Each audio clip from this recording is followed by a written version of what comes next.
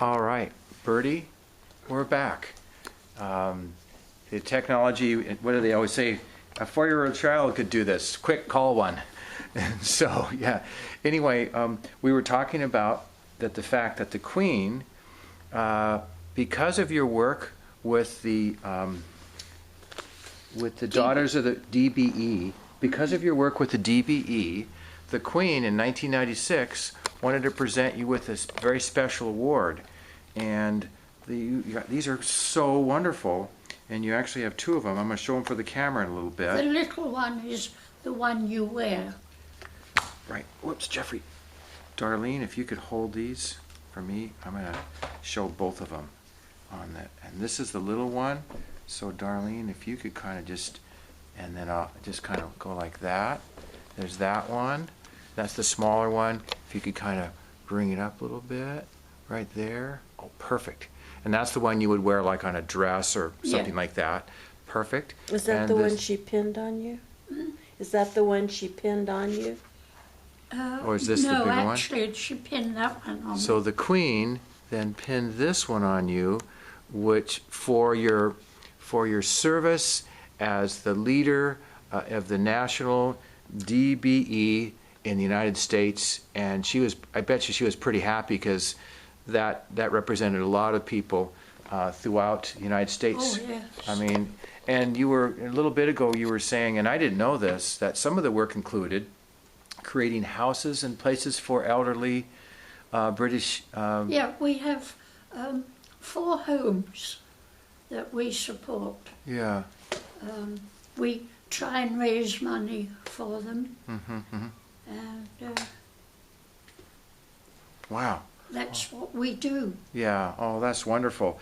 And so it's fundraising that goes on, and you stay in contact with people. I'm in a... and like I said, I showed the picture with the Queen presenting you that award in 1996, which is just so special. The same woman that you had tea. Did you? I'm going to ask a silly question. Do you still think about stopping for tea in your day? Do I what? Do you still stop for tea during your day now? Oh yes, I have tea through the day. Okay. I wake up in the morning and have tea in bed before I get up. It's such a British tradition. I had to ask that. There'll be young students and people that will watch this videotape. Do you have advice for young girls in being a risk taker in like traveling? I mean, you did it, and I think I don't have any advice except that if you want to do something, do it. Don't think about it, just do it. that is actually pretty good advice. And your parents at the time, were they okay with that? They just knew, well, it's Bertie, it'll be okay. Well, in those days we didn't have texting or telephones or anything. I was away from home for 2.5 years, and my parents didn't know where I was or what I was doing. That is such a long time period. So you would send little letters that were censored. Oh yeah, we had letters Yeah. that were blue penciled. Blue penciled out. Wow. I have some ladies here with me that, ladies, if you have some questions that we've kind of talked about the war, talked about the award, how you met and got the name Kvinge, and after a 2-year courtship, I didn't ask you too much about the kind of work you did here in the United States, and you worked for Safeco Insurance? Yes, I worked for Safeco Insurance. Okay. And so some of those clerical and skills that you'd had were still there for you. I was secretary to 3 vice presidents at Safeco. Oh, okay. Oh, Yeah. okay. Because that's a fairly large organization. Yeah. And so there's a lot of change that you saw in your lifetime, from getting training in secretarial school at age 16 in England to work in the United States. Did you get back and forth to England? Quite a bit, yes. Quite a bit? Okay. And then you also traveled with, is it Henry? Your husband's name? My husband, Kvinge, Mr. Ingvald. Ingvald. Okay, And, that's, and Robert, the first husband. and Robert, the first. Or not Robert. What was your first husband's name? Hubert. Hubert. Okay. And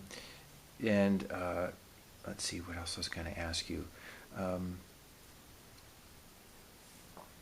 In your work, what caused you to be interested in the Edmonds Museum?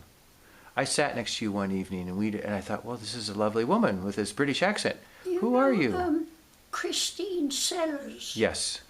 got me interested in the museum.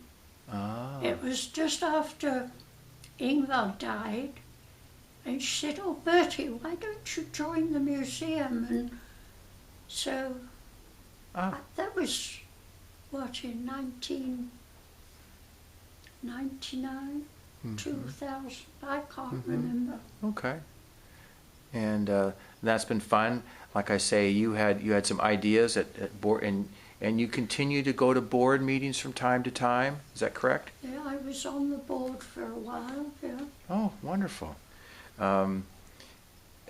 If you were to interview anyone that you see today in the United States, who would you want to interview? Me? If you could interview anyone, who would you want to interview? Golly, I don't know. I just thought. I never thought about that. Okay. As far as advice to young people and young and old, you've learned a lot of life lessons. It's kind of an odd question. Are there any life lessons that you would want young people to hear from you? Life lessons things that have been important to you. No, I don't think so.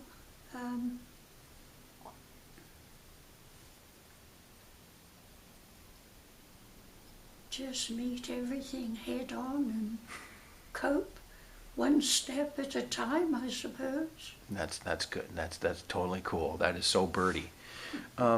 Ladies, we've got a couple more minutes here. And do you have any questions for Bertie as part of our Chapter 2 of the Edmonds Museum Oral History Project? Any questions for Bertie? Bertie, what other things were you involved with on the museum? You were on the board, but you've been pretty active with other things in the museum. Oh, golly, I don't know. I was a docent for a while. I didn't like that very much. Shouldn't say that. It's too late. Too late.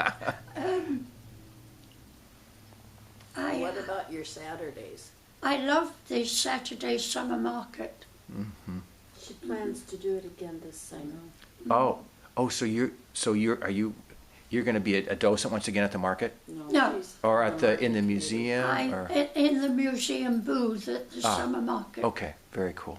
I was there every Saturday last year. I hope to be there every Saturday this year. Wonderful. Oh, I that's hope. You like being around a lot of people, don't you? I do. I'm a people person. I can tell. I spend a lot of time on my own. I don't mind my own company, but I do like people. Yeah, I can see people are you're kind of a magnet to people anyway, I can tell. Oh, boy. I mean, you are. I mean, I can see. Do you, at the market, so you've helped with the booth. Does that include being in the museum? Are there people that come in as well, or? No, it's just in the booth outside. Yeah, where the books and the white elephant stuff and all that. Okay, well, very nice. Well, Bertie, we may even want to do a Chapter 3 with you, and I thank you so much for doing this interview. In April of 2012, the world famous Bertie and the Brit of Edmonds, and thank you so much. And we're probably going to do a Chapter 3 at some point. Thanks, Bertie. Thank you.